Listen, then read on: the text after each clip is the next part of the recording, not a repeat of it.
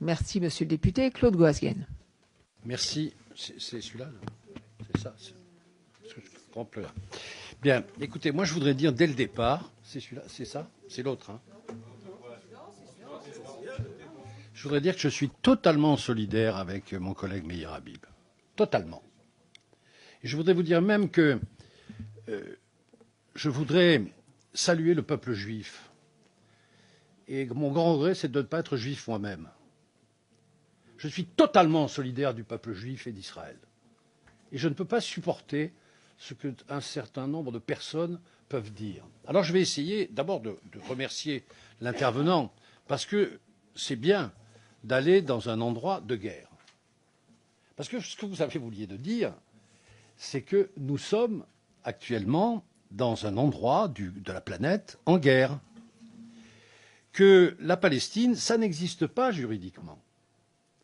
Nous avons voté une résolution à l'Assemblée nationale, pas une reconnaissance de la Palestine. Tu étais là, tu étais député. On a voté une résolution. Une résolution, c'est gentil, mais ça n'est pas une reconnaissance d'État.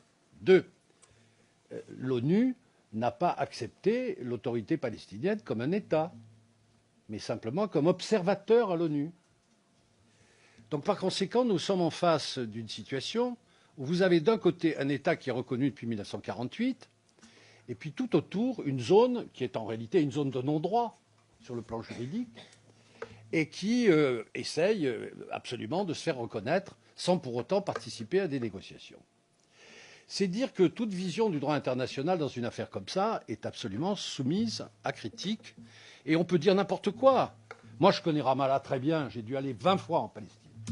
Pas à Gaza, parce que je ne peux pas rentrer. Mais vraiment, je connais la Palestine très bien.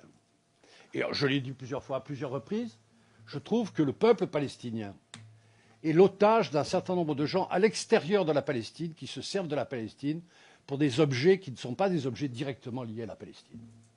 Je pense à l'Iran, je pense au peuple arabe, je pense à toute cette politique qu'on mène sur la Palestine, alors que finalement, je vous assure que quand vous allez en Arabie Saoudite, je le sais, on ne parle jamais de la Palestine, que les Saoudiens ne donnent pas un écu, un euro pour la Palestine. Pas un. Que le seul financier, c'est le Qatar pour le Hamas, seulement pour le Hamas, pas pour l'autorité palestinienne, et que c'est l'Europe qui paye. Alors, première question, vous me dites l'Europe paye. Très bien. Est-ce que vous avez regardé la comptabilité européenne lorsqu'elle est délivrée à l'autorité palestinienne? Non. Vous ne pouvez pas d'ailleurs, puisque personne ne peut le faire.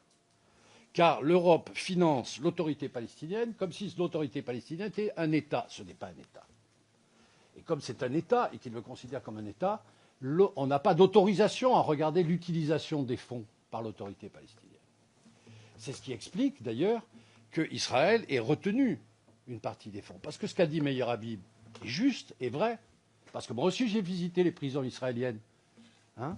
C'est vrai qu'un prisonnier israélien est indemnisé par l'autorité palestinienne sur des fonds de la communauté européenne pour sa famille parce qu'il a commis un attentat. C'est vrai. Deux, vous avez parlé de l'enseignement. Est-ce que vous avez regardé les manuels d'enseignement diffusés dans les écoles palestiniennes?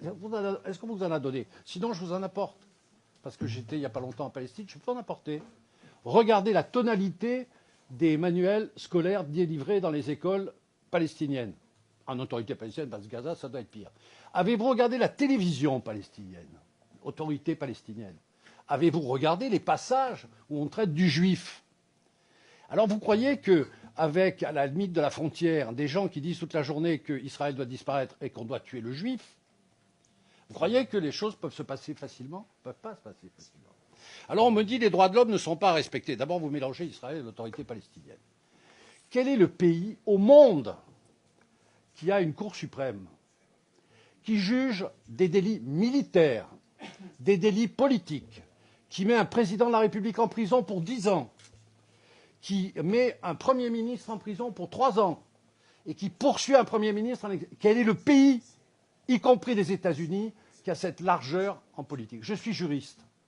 Je regrette que les Israéliens ne publient pas les arrêts de la Cour suprême d'Israël. Je leur ai dit à plusieurs reprises. Vous verriez ce que c'est que des juristes qui défendent les droits de l'homme. Quant à la Convention internationale de l'enfance, je vous rappelle quand même qu'en France, nous avons des centaines d'enfants en prison. Des centaines. Beaucoup plus qu'en Israël. Parce que le droit français n'interdit pas de ne pas mettre des mineurs en prison. Et que par conséquent, ce n'est pas une atteinte à la Convention internationale, si les motifs sont justifiés. J'ai été dans les prisons. Merci de conclure, Oui, monsieur je le député, même si je comprends très bien que chacun a envie d'avoir du temps pour exprimer. Non, c'est pas du temps. Moi, je pose non, la mais question. je comprends très bien, mais là, il faut conclure. Je conclus. 1. Sommes-nous en mesure de contrôler la corruption dans les pays palestiniens? 2. Sommes-nous en mesure d'assurer une indépendance sur le plan scolaire des manuels palestiniens? 3. Est-ce que nous sommes en mesure de vérifier que les conditions d'obtention et du point de vue juridique du droit, l'application du droit pénal soient contraires au droit international? OK. Merci beaucoup. Merci beaucoup. Monique.